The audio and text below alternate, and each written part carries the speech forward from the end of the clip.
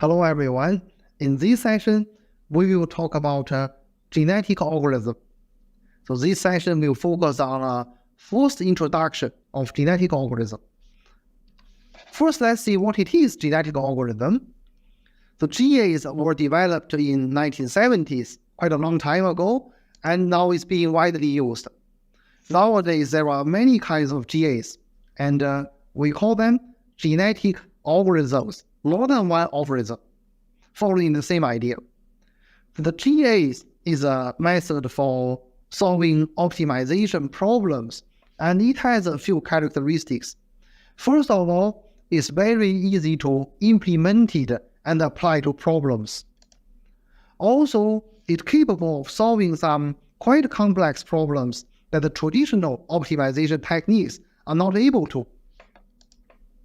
Also, it's popular in today because the computing power is increasing drastically now. So this gives a ground for using GAs because GA may need more calculations, right? In engineering, this could be more simulations. Okay, so this is the general introduction of the genetic algorithms. So many people could have a question. So why genetic algorithm is AI? Right. So genetic algorithm belongs to the evolutionary computation. So evolutionary computation is a field of the computational intelligence. So this is a branch of artificial intelligence.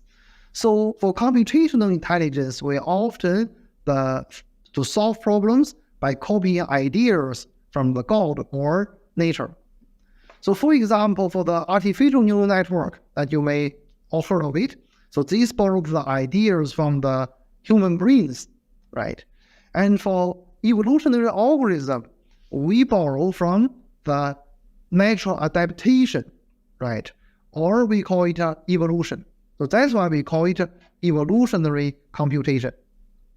So to give you an example, let's see the Manchester Moose story. So here I show two pictures. So before the Industrial Revolution, the Manchester Moose look like this. And after Industrial Revolution, most of the moles look like this. What is the reason? So to answer this question, right, we can first see, before Industrial Revolution, the trunk of the trees are in this color, right, and in this color. So the moles become this color to avoid being observed by birds who will eat them, right? And after the Industrial Revolution, there are more dusts, and the tree trunk becomes this color, right? So then the moles becomes this color to avoid the birds observe them and eat them. So if we consider the color of the moles is an objective function to be optimized, and when we optimize to this function, so the goal is to reduce the risk, minimize the risk of being observed by birds. So in this evolution process, the color is being optimized, isn't it? Right. So in this way, if we find something, right, in this process, we can extract something, right, that can be used for optimization. Now let's see what can we extract from evolution. So first of all, we must have a population. The population is composed of a number of individuals, right? So the moose has a population, so it can evolve. The second is quite important, is a selection, based on the rule of the survival of the fittest.